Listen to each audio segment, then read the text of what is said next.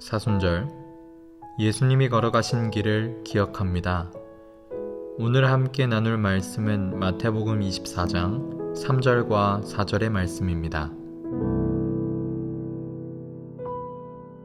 예수께서 감람산 위에 앉으셨을 때에 제자들이 조용히 와서 이르되 우리에게 이루소서 어느 때에 이런 일이 있겠사오며 또 주의 임하심과 세상 끝에는 무슨 징조가 있사오리까?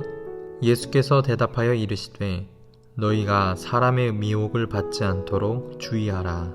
아멘. 예수님께서 감람산에 올라 앉으셨을 때 제자들이 따로 조용히 다가와 예수님께 여쭈었습니다. 이렇게 조용히 여쭙는 것을 보니 뭔가 중요한 질문을 드리려는 것 같습니다. 오늘 본문 앞부분에 예수님께서 심판에 대해 말씀하시자 제자들은 주님께서 다시 오시는 때와 세상 끝날에는 어떤 징조가 있을지 질문을 드렸습니다. 그에 대한 대답을 예수님께서 쭉 몇 절에 걸쳐 말씀해 주시는데 가장 먼저 말씀해 주시는 내용이 4절입니다. 예수께서 대답하여 이르시되 너희가 사람의 미혹을 받지 않도록 주의하라. 세번역 성경은 이렇게 번역합니다. 누구에게도 속지 않도록 조심하여라. 마지막 때가 이때다 라고 알 수 있는 정확한 사인은 없습니다.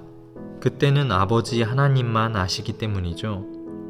그럼에도 마지막의 때가 가까이 오고 있음을 짐작해 볼 수 있는 현상들을 예수님께서 몇 가지 소개해 주시는데 가장 큰 주제는 미혹에 대한 부분입니다.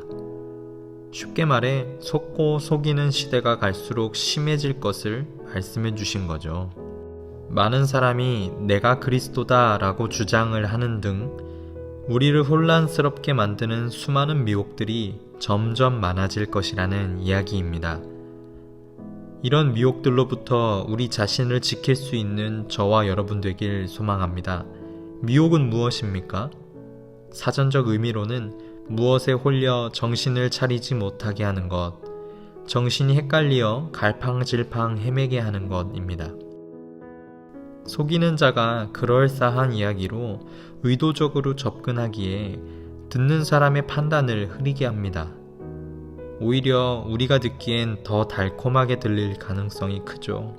더 유익을 줄 것 같아 가만히 있으면 손해를 볼 것 같은 이야기들 또는 그곳에 정말 진리와 깨달음이 있는 것 같아 그곳이 진짜 같아 보이는 경우들을 일컫습니다.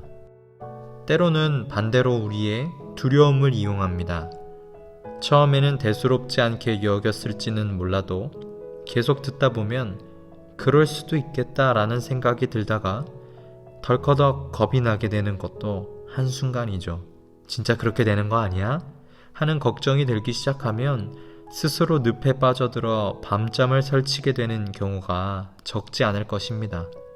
이렇게 난리와 소문을 통해 우리로 하여금 겁을 먹게 하고 잘못된 결정을 성급히 내리도록 합니다. 달콤한 말과 겁을 주는 말, 모양은 달라 보여도 결국 우리의 기준을 흔들고 조급하게 만드는 요소들입니다. 갈대와 같이 하루에도 수십 번 갈팡질팡하는 우리네 인생에게 주시는 주님의 음성에 귀 기울이시기를 바랍니다. 사람의 미혹을 받지 않도록 주의하라. 저는 이렇게 표현해보고 싶습니다. 영적 보이스피싱을 조심하라. 물론 우리에겐 분별력이 부족해 무엇이 주님의 말씀인지 어떤 게 사람의 미혹인지 정확하게 분간할 재간은 없습니다. 절대적인 미혹 체크리스트는 존재하지 않지만 오늘 메시지를 바탕으로 자신에게 점검해 볼 수 있게 하는 작은 체크리스트를 소개해드리며 오늘 듣는 묵상을 마치고자 합니다. 최근 여러분의 관심을 사로잡는 그 이야기가 혹시 너무 달콤하지는 않는지 혹은 너무 두렵게 하는 이야기는 아닌지 잠시 거리를 두고 바라보시기 바랍니다.